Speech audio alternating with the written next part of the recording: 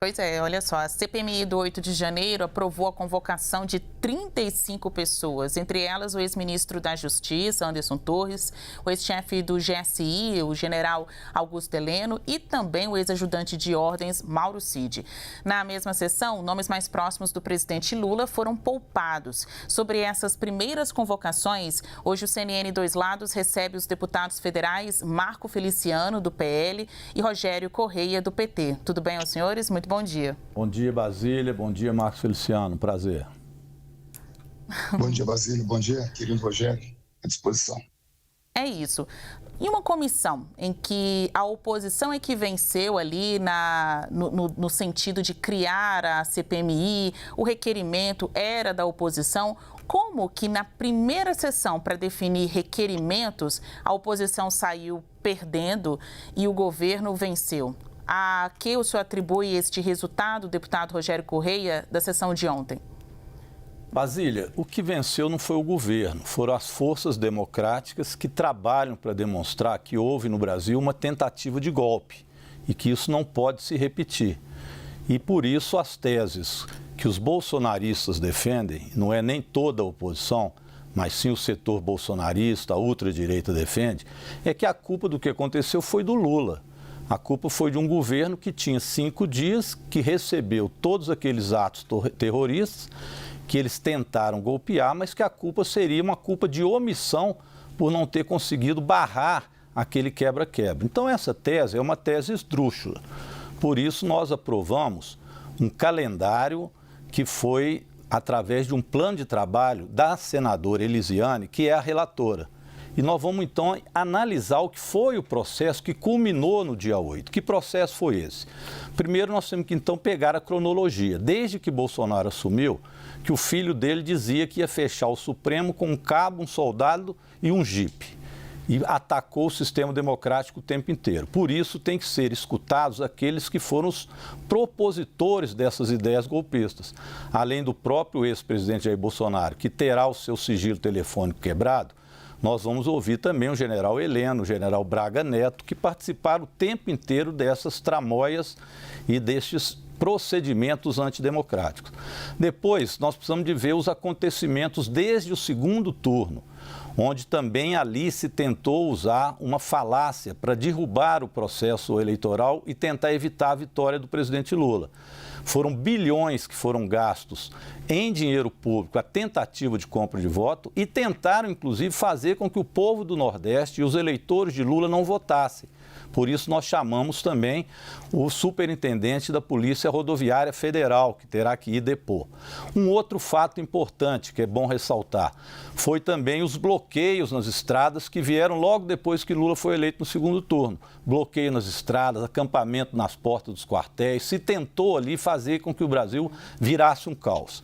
Aí veio o 12 de dezembro, para eu ir terminando, que foi depredação da Polícia Federal, depredação de ônibus. No dia 24 de dezembro, um caminhão-bomba, que se tivesse estourado aquilo no aeroporto de Brasília, teria deixado crianças, senhoras, mortos para lá e para cá, que foi uma tentativa também de criar o caos. E, finalmente, aí sim vem o 8 de janeiro. No 8 de janeiro, nós vamos ter que ver de quem foi a culpa, por que essas pessoas foram lá, instigadas por quem. Então, é um processo que nós vamos analisar, que foi um processo de tentativa de golpe. Obrigada. Deputado Marco Feliciano, agora o tempo é do senhor. Tudo certo aí com a câmera? Ajustou certinho para entrar ao vivo aqui com a gente? A mesma pergunta. Ao que o senhor atribui o resultado de ontem da CPMI do 8 de janeiro, em que requerimentos que eram da oposição foram rejeitados e requerimentos que eram mais ali associados a parlamentares de governo, enfim, passaram? Qual foi o resultado, né? Qual foi o responsável pelo resultado de ontem? Basília, muito obrigado por essa pergunta. Depois também posso falar sobre cronologia, como disse o deputado Rogério, mas a resposta fiel à sua pergunta é simples. O governo que não queria a CPMI, que não assinaram a CPMI, que inclusive foi divulgado muito pela imprensa, que tentaram cooptar deputados e senadores, oferecendo cargos, oferecendo emendas parlamentares. Simplesmente, esse governo que não queria a CPMI, por conta das aparições da CNN, do furo jornalístico da CNN, das imagens do general G. Dias, servindo água aos manifestantes. Por conta de tudo isso, criou-se uma comoção nacional e a CPMI só foi instalada por causa disso. A CNN tem uma impressão digital na marca da instalação da CPMI. O governo, que não queria, que achava que não era necessário, sequestrou a CPMI.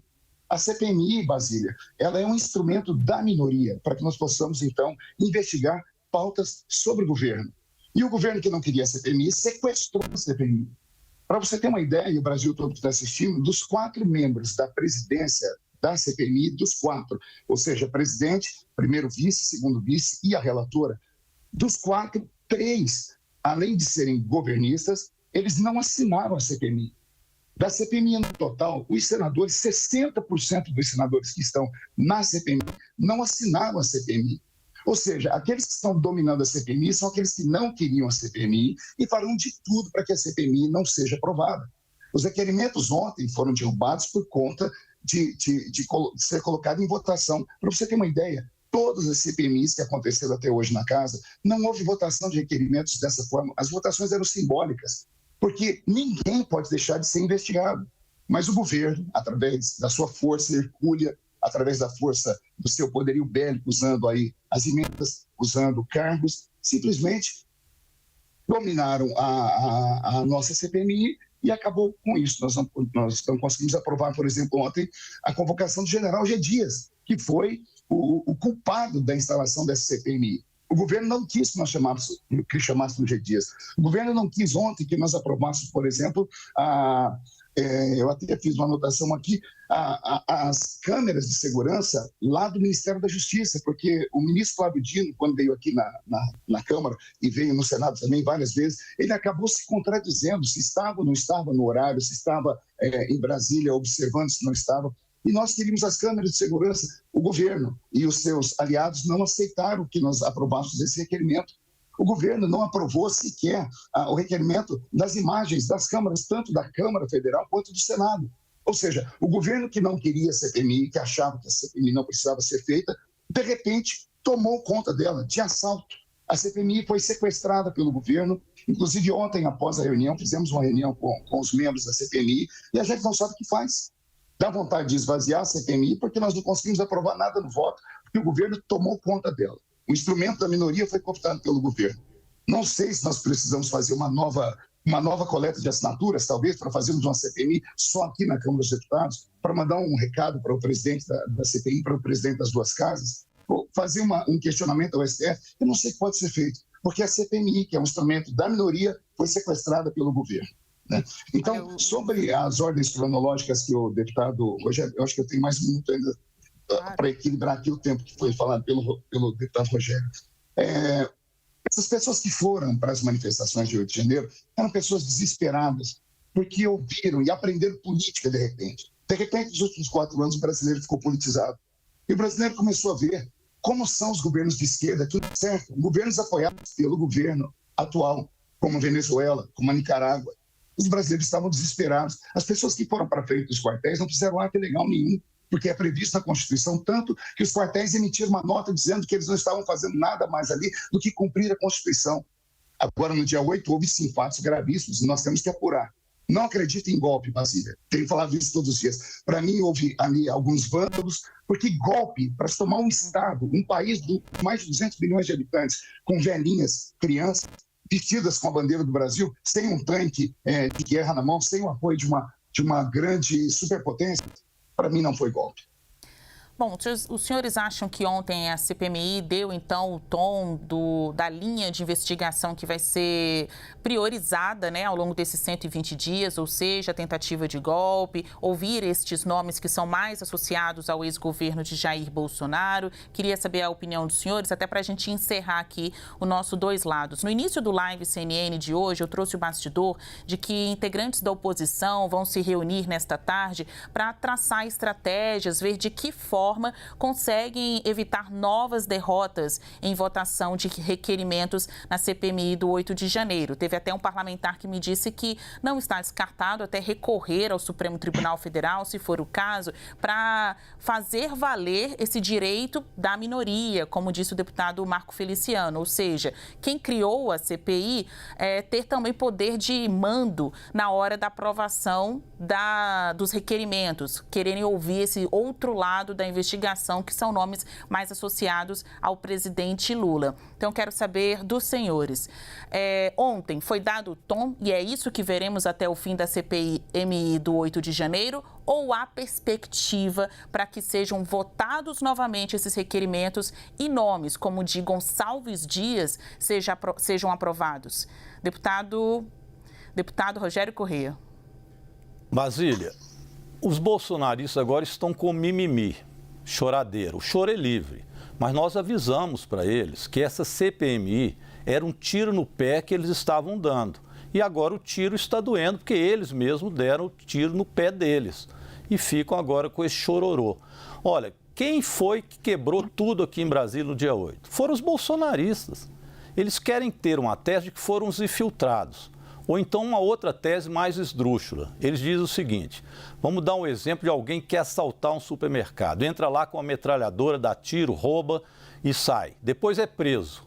Ele mesmo que é preso pede para instaurar um inquérito para ver por que o vigia não deteve ele, que o vigilante dormiu. Então a culpa é do vigilante. É mais ou menos isso que os bolsonaristas querem. Então é evidente que nós vamos ter que provar por que essas pessoas vieram aqui, quebraram tudo, pediram Bolsonaro no poder, está cheio de faixas exigindo isso, pediram a entrada das Forças Armadas e agora, no telefone do Mauro Cid, que foi apanhado porque ele falsificou cartão de vacina para o Bolsonaro fugir do país, dele, da mulher dele, da primeira-dama e da equipe toda. E foi pego, assim como é o Capone, em outro assunto. O assunto da falsificação dos cartões levou a que se prendesse o celular dele, e no celular dele estava tudo combinado como que o Bolsonaro ia decretar a garantia da lei e da ordem e colocar as Forças Armadas para reverter a derrota que ele tinha nas eleições. Então é óbvio que foi um processo de golpe, isso está muito claro. Quando o Mauro Cid for lá, já deve ser semana que vem, porque agora o trâmite será normal. As pessoas que foram aprovadas nos requerimentos irão lá. Tudo democrático, foi votado na CPMI. Então é evidente que a maioria que está sendo exercida na CPMI não é a maioria do governo. Ali tem vários outros de partidos de oposição, mas que defendem a tese de que não pode passar a mão na cabeça de golpista. A ultradireita não vai ter moleza nesse sentido. O final do relatório, e nós vamos provar isso, foi sim uma tentativa de golpe e o pior. Quem estava por trás disso são os 4 cavaleiros do Apocalipse, que são eles, o ex-presidente Jair Bolsonaro, o capitão, seguido de 2 generais da ditadura militar, o general Heleno e o general Braga Neto, e o Mauro Cid, que se comportou aí como o bobo da corte, armazenando todos os golpes que estavam no celular dele. Então isso vai ficar provado. Se o tiro no pé está doendo e os bolsonaristas e a ultradireita já estão com medo do resultado da CPMI, paciência, se quiserem sair, saiam. Nós vamos fazer o trabalho de não permitir mais tentativa de golpe no Brasil. Isso tem que ficar claro. Acabou a ultradireita e as tentativas de golpe. Deputado Marco Feliciano, sua segunda e última resposta também. A oposição perdeu ou conseguirá virar o jogo, nos próximos dias aí da CPMI do 8 de janeiro? Esses requerimentos que foram rejeitados voltarão à pauta para que vocês novamente possam votar, ou a comissão já deu o seu tom e a linha que vai ser priorizada de investigação? Qual a sua avaliação? Basília, nós não temos mágica, né? Números são números, matemática é matemática. O governo que não queria a CPMI sequestrou a CPMI. Eles têm voto lá para fazer o que quiser. Então, no voto a gente não ganha nada, a não ser que aconteça milagre. Não creio em mágica, mas creio em milagre.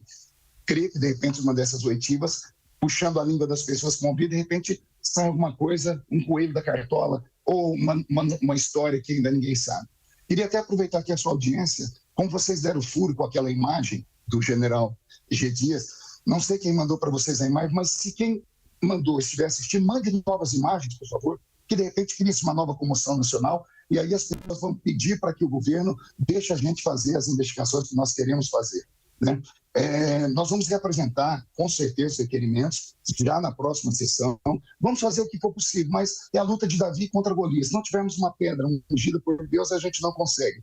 Estamos vivendo um golpe, mas não um golpe dado por brasileiros, por patriotas que estão presos até agora, que tiveram todo o seu Estado de Direito rompido, não tiveram tratamento isonômico. Nós sabemos que tem pessoas sofrendo de verdade. E nessa CPMI, pelo menos é a minha fala lá dentro, eu vou lutar por essas pessoas, porque eu conheço pais, mães, crianças, pessoas que sofreram com isso, estão sofrendo ainda, e o outro lado, o governo não pensa sequer nisso, né? Usam aí de fábulas, criam aí narrativas, como faz nosso querido Rogério, que quando está nas comissões, ele tira sarro bastante de todos nós, né? Mas eu queria só dizer aqui para o Rogério uma frase que eu disse numa outra CPMI. Quando você vê um petista dentro de uma CPMI, é mais ou menos como aquele ladrão que rouba, bate a carteira dos outros, aí não pega ladrão. E são pessoas que corromperam o nosso país e querem usar isso como pano de fundo. Todo mundo sabe disso. Então, nós que somos patriotas, somos bolsonaristas sim, não temos vergonha disso. Vamos lutar até o fim. Lutar contra o sistema, lutar contra a grande imprensa, lutar contra tudo que está acontecendo. Nós queremos que seja analisado de verdade. A CPMI, infelizmente, foi sequestrada pelo governo. Vamos ver o que acontece daqui para frente. É isso, olha, conversamos hoje com os deputados federais, Marco Feliciano do PL, Rogério Correia do PT. Na próxima semana a gente tem muitos outros dias para discutir a CPMI do 8 de janeiro. Devem acontecer os depoimentos de Anderson Torres, ex-ministro da Justiça, Mauro Cid, ex-ajudante de ordens de Bolsonaro, tenente-coronel. Tem muita polêmica ainda para a gente tratar. E terminamos com essa frase, né, de um parlamentar de oposição dizendo que o governo conseguiu sequestrar a CPMI do 8 de janeiro. A conferir. Até mais aos senhores, a gente volta num próximo Dois Lados.